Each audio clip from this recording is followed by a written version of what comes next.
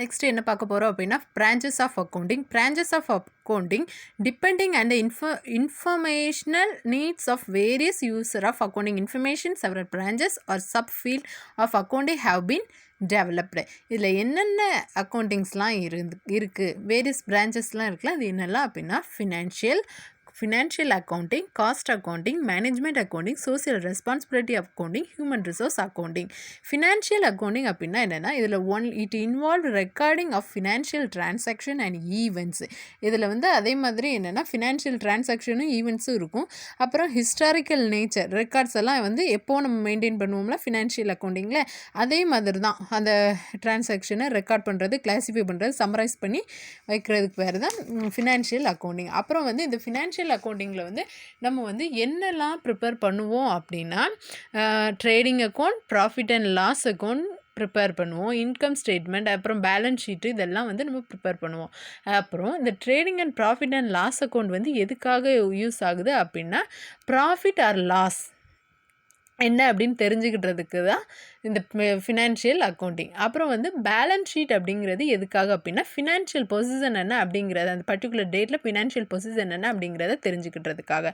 Cost accounting வந்து என்னென்னா, it involve the collection, recording, classifying and appropriate allocation of expenditure for the determine of cost of product or service for the presentation of data, the purpose of cost control and manager decision making. அப்புறம் என்னென்னா, cost எப்படி control பண்ணுறது, அப்புறம் வந்து எப்படி record பண்ணுறோம், classify பண்ணி, இதே மாதிரி தான் எப்படி வந்து ஃபினான்ஸை வந்து அலோகேட் பண்ணணும், ஒரு ப்ராடக்ட்டையோ சர்வீஸையோ நம்ம வந்து ப்ரிப்பேர் பண்ணுறதுக்கு எப்படி அலோகேட் பண்ணணும் அப்படிங்கிறது சொல்லுறது தான் காஸ்ட் அக்கௌண்டிங். இந்த மேனேஜ்மெண்ட் அக்கௌண்டிங் அப்படிங்கிறது என்னென்னா, இது வந்து டே டு டே லைஃப்பில் இருக்குது. இதில் வந்து எதெல்லாம் சேர்ந்துருக்கு அப்படின்னா, ஃபினான்ஷியல் அக்கௌண்டிங்கும் காஸ்ட் அக்கௌண்டிங், இந்த ரெண்டும் சேர்ந்து இதில் உள்ள ரெண்டில் உள்ள இன்ஃபர்மேஷனை வச்சு தான் எப்படி வந்து மேனேஜ்மெண்ட் வந்து ஒரு டிசிஷனை மேக் பண்ண முடியும் அப்படிங்கிறத சொல்கிறது தான் மேனேஜ்மெண்ட் அக்கௌண்டிங்.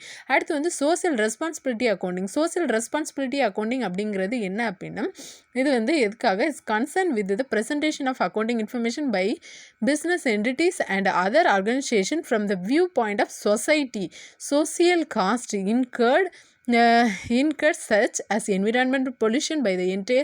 இப்போ என்னென்னா, இதில் வந்து என்ன சொல்லியிருப்பாங்க, சோசியல் ரெஸ்பான்சிபிலிட்டி அப்படின்னா, ஒரு பிஸ்னஸ் ஆர்கனைசேஷன் இல்லைன்னா அந்த என்டர்பிரைஸ் இருக்குது அப்படின்னா, அது வந்து எப்படி வந்து அவங்களோட நேமை வந்து வெளியில் கொண்டு வர்றதுக்காக மெயின்டைன் பண்ணக்கூடியது தான் இது வந்து சோசியல் ரெஸ்பான்சிபிலிட்டி. அப்புறம் ஹியூமன் ரிசோர்ஸ் அக்கௌண்டிங். இந்த ஹியூமன் ரிசோர்ஸ் அக்கௌண்டிங் அப்படிங்கிறது என்னென்னா, ஐடென்டிஃபை பண்ணுறது, ஹியூமனுக்கு தேவையானது என்னெல்லாம் அப்படிங்கிறத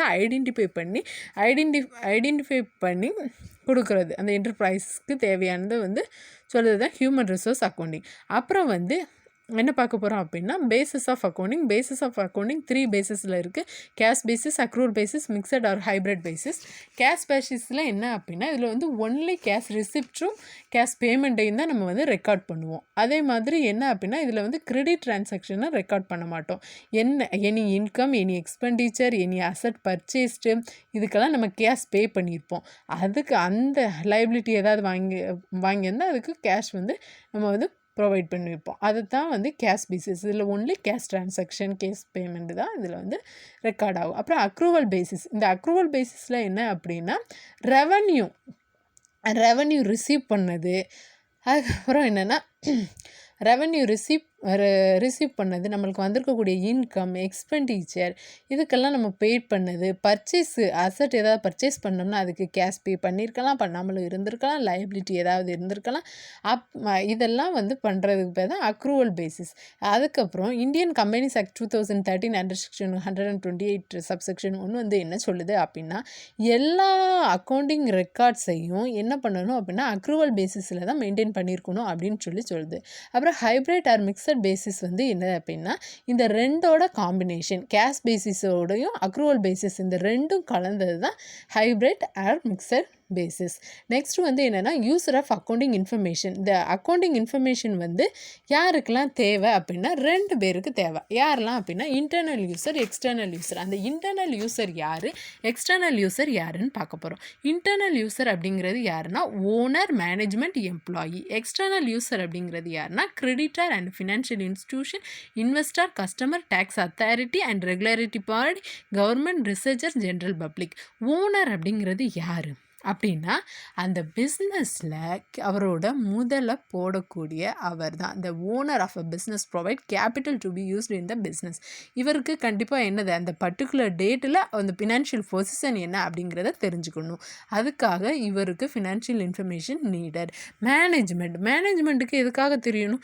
நம்ம வந்து எவ்வளோ வந்து சேல் பண்ணியிருக்கோம், எவ்வளோ பர்ச்சேஸ் பண்ணியிருக்கோம், அப்புறம் டிஃப்ரெண்ட் டிபார்ட்மெண்ட் இருக்கும், அது நம்மகிட்ட இருக்கக்கூடிய கேபிட்டல் என்ன, சால்வன்சி பொசிஷன் என்ன அப்படிங்கிறத தெரிஞ்சுக்கிட்டதுக்காக ஃபினான்ஷியல் ஸ்டேட்மெண்ட் இல்லைனா அந்த ரிப்போர்ட் அப்படிங்கிறது கண்டிப்பாக ப்ரிப்பேர் பண்ணணும். அதனால மேனேஜ்மெண்ட்டுக்கும் தேவை. எம்ப்ளாயீஸ்க்கு வந்து எதுக்காக தேவை? அவங்களுக்கு வந்து ப்ரொவைட் பண்ணக்கூடிய சேலரியாக இருக்கட்டும், அவங்களுக்கு தேவைப்படக்கூடிய நீட்ஸு எல்லாமே எதுலேருந்து இந்த பிஸ்னஸ்லேருந்து தான் கொடுக்கும்.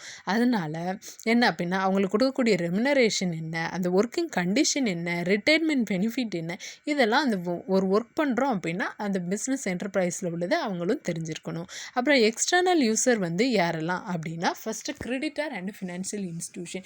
கிரெடிட்டார் அப்படின்னா யார்?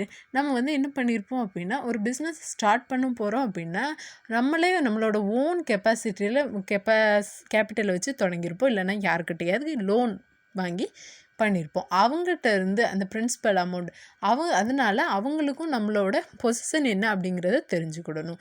அடுத்து வந்து இன்வெஸ்டார் அப்படிங்கிறது யாருன்னா நம்மளோட பிஸ்னஸில் நம்மளோட கம்பெனி வந்து ஒரு நல்ல நிலமையில் போயிட்டு இருந்துச்சு அப்படின்னா நம்ம கம்பெனியில் வந்து அவங்க வந்து இன்வெஸ்ட்மெண்ட் பண்ணுவாங்க, அவங்கள தான் இன்வெஸ்டார் அப்படின்னு சொல்கிறோம். அவங்க வந்து அவங்களும் என்ன செஞ்சுக்கணும், ஆர்கனைசேஷனோட கெப்பாசிட்டி என்ன அப்படிங்கிறத தெரிஞ்சுக்கிடணும். அதுக்காக இந்த ஃபினான்ஷியல் ஸ்டேட்மெண்ட், இந்த ஃபினான்ஷியல் இன்ஃபர்மேஷன் அப்படிங்கிறது நீடட்.